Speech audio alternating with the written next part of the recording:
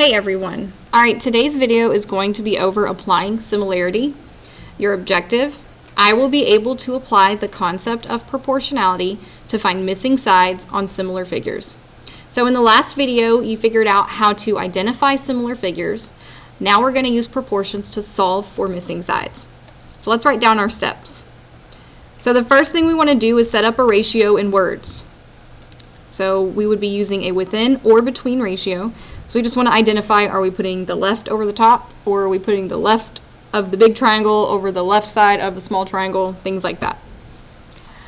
Alright, then we want to actually set up a proportion, and we have to make sure x is in the proportion, because that's the missing side, and if we want to solve for it, it has to be involved in the proportion. And then we will solve. So take a moment to write those steps down, and we will do some examples together. Alright, example 1, find x. So on this smaller triangle, side DF is missing. So I'm going to go ahead and find its corresponding side. So side DF will correspond with side AC on the larger triangle. And side DE is going to correspond with side AB. Alright, and all I need are 4 numbers to set up a proportion, so we're good to go. On this particular problem, I'm going to set up a within ratio. So I'm going to go within the same figure, and I want to make sure x is included, so I'm going to start with this. So let's say I'm going to put pink over blue. Alright, pink over blue. That would be 3 over x. And I'm going to go to the large triangle, and I'm going to do the same thing. Pink over blue, 6 over 10. And now we will cross multiply and solve. So 3 times 10 equals 30. And 6 times x equals 6x. I'm going to set those equal to each other. And then divide by 6 on each side. 30 divided by 6 is 5. So this side equals 5 feet. Alright, example 2. I'm going to go ahead and find the missing side. Now the corresponding side on this figure would actually be the right side because it has been flipped around. So be careful with that. Alright, so I found these corresponding sides. Now I just need one more pair so that I can set up a proportion. I am going to go with the smaller sides. So 4 will correspond with the 52 on the other figure. Now in this particular example, I'm going to set up a between ratio. So I'm going to go from one figure to the next. So since I want x involved, I'm going to start with x.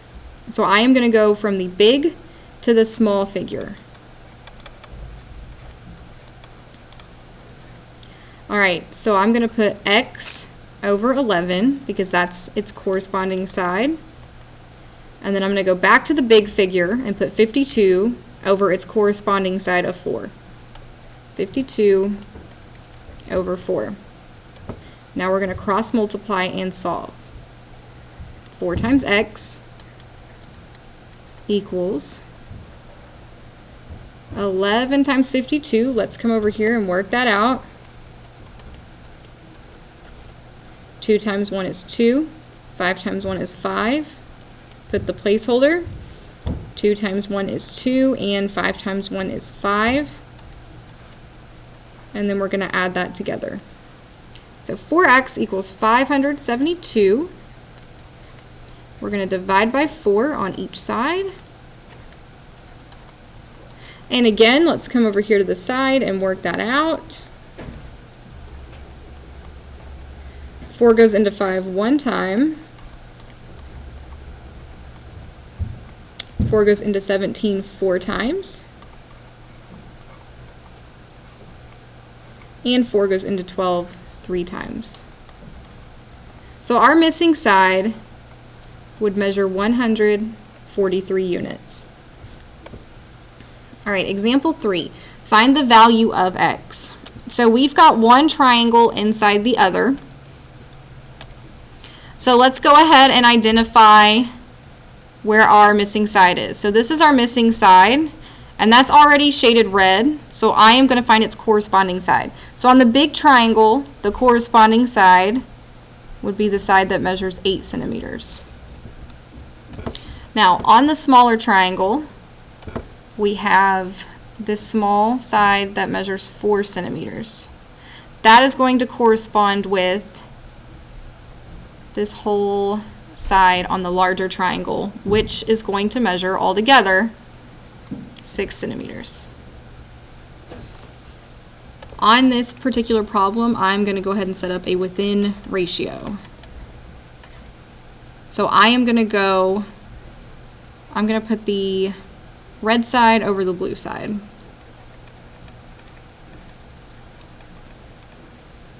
So I'm going to put x over 4. And then I'm going to put the red side over the blue side for the large triangles. That would be 8 over 6. And now I'm going to cross multiply and solve. 6 times x is 6x. And 8 times 4 is 32. And then I've got to divide by 6 on each side. I know 32 divided by 6 is not going to be a whole number, so let's go ahead and work that out. Alright, 6 would go into 32 5 times, which is 30. We get a remainder of 2. So I'm going to add a decimal and a 0. Decimal goes up, 0 goes down. 6 would go into 20 3 times, which is 18. And we get a remainder of 2.